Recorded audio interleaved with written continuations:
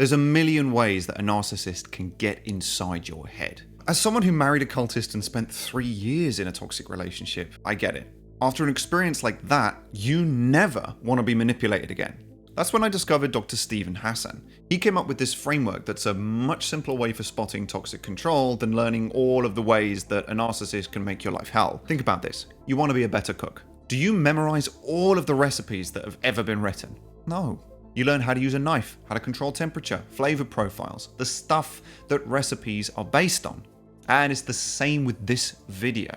So instead of red flags, let's learn the operating system that toxic control runs on. So in this video, there are 4 cohorts of control that if you can spot how they all work together, you'll be in so much of a better position to be able to spot toxic control and stop it before it takes over your life. So this framework is called the BITE model. BITE stands for behavior, information, thought, and emotion. And I'm going to go through each of them with you, but what's really important here is what happens when they're all mixed together. See, when the combined effect of all 4 of these cohorts produces obedience in someone, if somebody is just following, they're not questioning things, they're just taking the easy path instead of the right one because they feel they just have to, then we're in the realm of toxic control and it's about time we start to do something about it. Behavioral controls are things that regulate your physical reality. It's all about controlling what you do to benefit them. Let me give you some examples. They might control where you go, who you see, what you do. It becomes a real problem when they start to influence your diet, your sleep patterns. It could be things like encouraging you to get tattoos or to change your clothing to better suit their mood. And all of these things are surrounded by this structure of very rigid rules and regulations. It doesn't just have to be in a cult setting, it could be at home, you can have house rules, or it could be within an office setting as well. The point is that you are simply expected to follow these rules without question. Usually there's some form of reward for doing that, or a punishment for not doing it. And when I say rigid rules, I don't mean that they don't change. It's just that they are the only ones who can change them. They don't have to necessarily tell you about that either, because it is the expectation of following the rules that matters. Rules can flip-flop. Something can be banned one day and okay the next, and then it can be banned the day after again. And for somebody who's trying to keep up with these rules, you're constantly anticipating these changes of the rules while trying to hide the fact that you're questioning them. Okay, next up we have information control. This is all about censorship and propaganda and restricting access to outside perspectives. So I want you to think of this one a little bit like a bubble.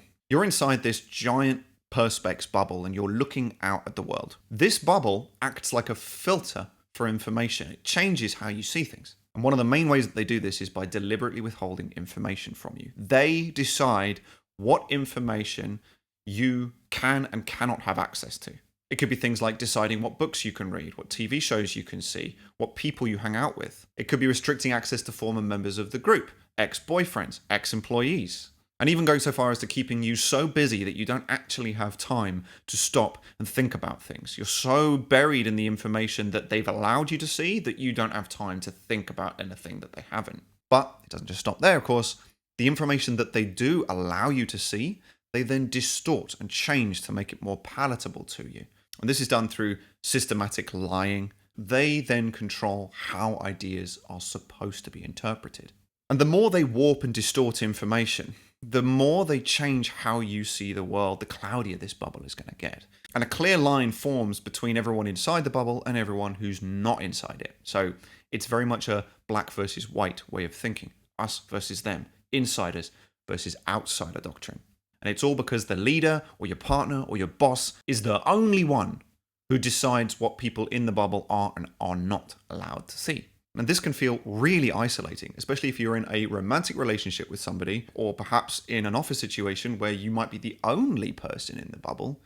And outside the bubble is your family, your friends, your co-workers. Or perhaps you grew up in a controlling environment and now you've left that, and your family, your friends, your social structure is all left behind still in it. Either way, you're very much by yourself. Information control sits at the center. You're in the middle, looking out at everything else and responding and reacting to the things that you see, you feel, and you think as a result. And that's why I think that information control is probably the most important one, because it creates this foundation from which all of the other cohorts are built upon. Without taking control of the flow of the information, it is so much harder for a manipulator to capture your mind. This next one is all about shaping beliefs and attitudes and suppressing critical thought.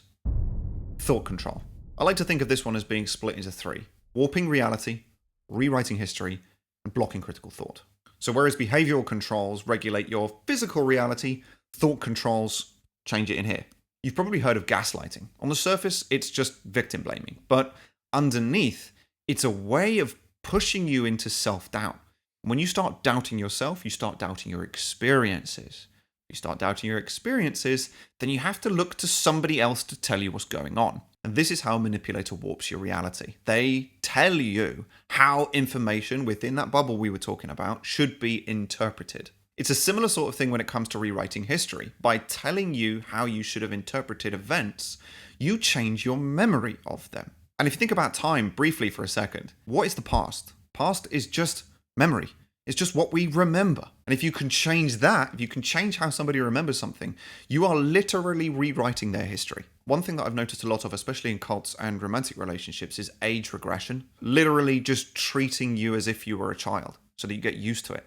I remember being in one of my ex-wife's cult meetings, and the bloke at the front would read a short paragraph and then ask the simplest, easiest questions. And when somebody would stand up and give them the answer, the whole room would clap. I felt like I was in a primary school. But what's so clever is that knowing the answer didn't require any thinking.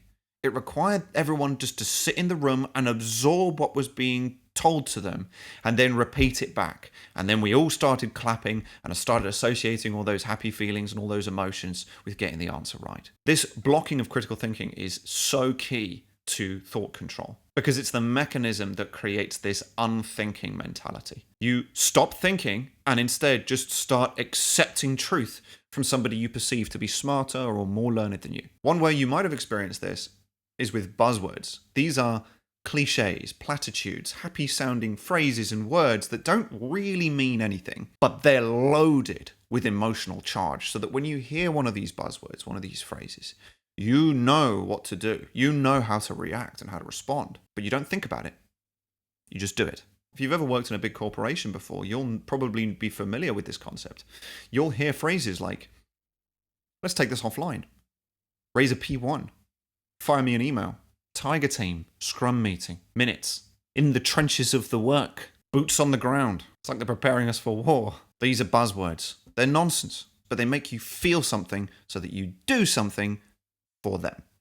It's a complete rejection of rational analysis, constructive criticism, criticism of the leader or the other person, and complete shutdown of critical thinking. Last up, we have emotional control. This is where the controller will use emotions as a driver for very specific behaviors and a deepening of dependency on them. It's like that quote from V for Vendetta, where the dude in the government goes, "We need them to remember how much they need us." Yeah, it's that in a nutshell. There are 5 key emotions that are more powerful at pushing you into an action than any other. They're fear, shame, guilt, hope, and triumph. Fear, shame, and guilt. They're the negative ones. If you've ever felt scared, you are going to do whatever it takes to get rid of that fear. You're either going to attack it, you're going to run away from it, you'll freeze and disassociate, or you'll try to reason with it. Shame and guilt are equally as powerful. Feelings of guilt around your family or your identity, your history. There's social guilt. There's guilt around other feelings that you might have, doubts and things. They're all promoted. There can also be a lot of fear and shame around things like leaving the group or losing one's salvation or losing one's family or generally just being disapproved of by other people. Hope and triumph are the more positive emotions that are exploited within a toxic control environment. It reminds me of one of the Hunger Games movies where the president is talking about just enough hope to stop people from giving up and rebelling. And that is what keeps people constantly striving to impress their manipulator, to impress their cult, and keeps them pushing through all of the punishments that come from failing to do that. It's this never-ending Sisyphean cycle of trying to be perfect and then failing and then enduring this punishment and then trying even harder again. So it's fear, shame, and guilt on the way down, hope and near triumph just to get to the top, and then you're back down again. Okay, love bombing is a classic example of how you get onto this hamster wheel of extreme highs and extreme lows that come within a toxic control environment. Because emotional control is all about the suppression of certain emotions and the amplification of others in order to push or pull you in the direction that the manipulator wants you to go in. When you combine the behavioral controls with the thought and emotional control methods inside that bubble of information, and that pushes you towards obedience, then we're dealing with toxic control. So rather than lose yourself in red flags, come back to this model. I found Stephen Hassan's work to be very helpful when I was back in the thick of things about 7-8 years ago. He's got a website, freedomofmind.com, if you can go there for more information. So let me know, have you heard of Byte before? If you have, just drop it into the comments. I'd love to hear what your experience has been, and smash the hell out of that like button as well. It really helps me know what sort of content I should be creating for you guys, what's working, what's resonating, and of course what's not as well. So I want to thank you so much for your time. Thanks for watching, and I do hope to speak to you all very soon. Take care.